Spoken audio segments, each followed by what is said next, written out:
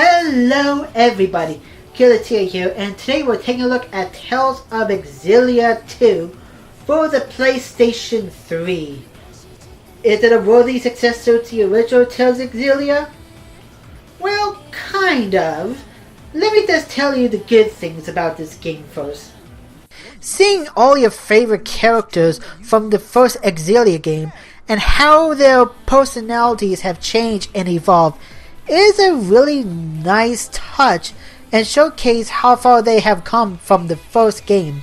Heck, Gaius shows off a personality you wouldn't expect from the King of all Jewel, or should I say King of all Rize Maxia at this point.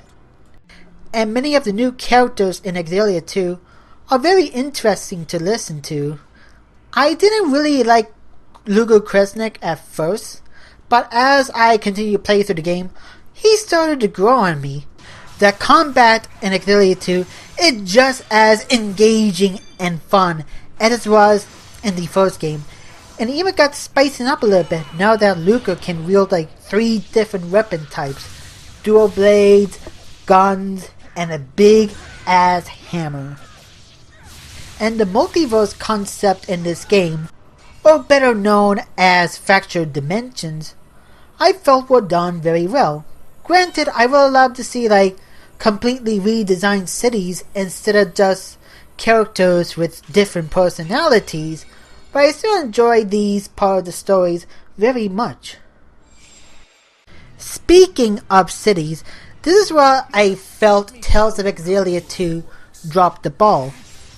Other than 3 new cities and an expanded look at the city of Triglyph, there is not really a whole lot of new areas to explore in Tales of Xillia 2, which is disappointing because I was kind of hoping to see even more of the world of Olympias. And with the fractured dimension into play, you are expected to play many of the old cities and sometimes dungeons multiple different times, and that's really disappointing. On top of that, you get stuck into this debt, which by the way would never work in the real world, which restricts how you travel throughout the world, and as a matter of fact keeps you out of certain cities until you reach a certain milestone. As a matter of fact, when you first get this debt, you're not allowed to go back to your own home until you paid your first bill. The debt system is ridiculous, and it lives to only pad out the game time, especially the first few chapters of this game. The storyline itself is very well done. The characters developed the way they're supposed to.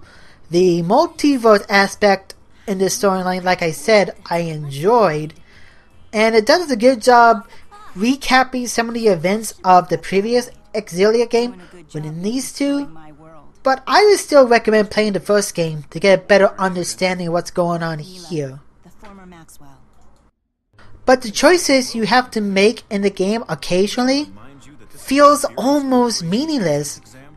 Outside of maybe leveling up your relationship levels to some of the other characters, the choices you make doesn't really affect the storyline.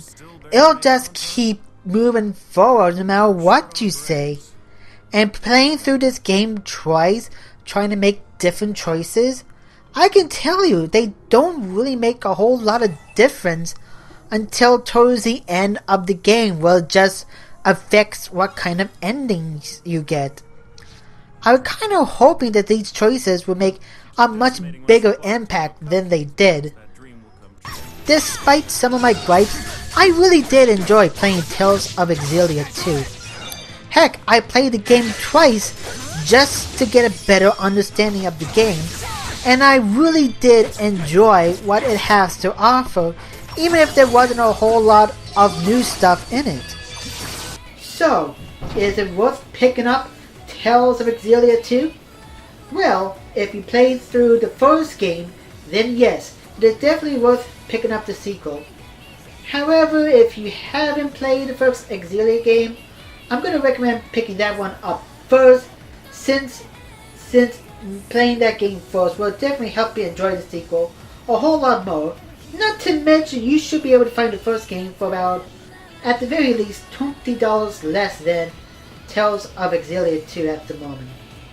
So my final rating is a B. This is Killatia signing off. Hope to see you next time.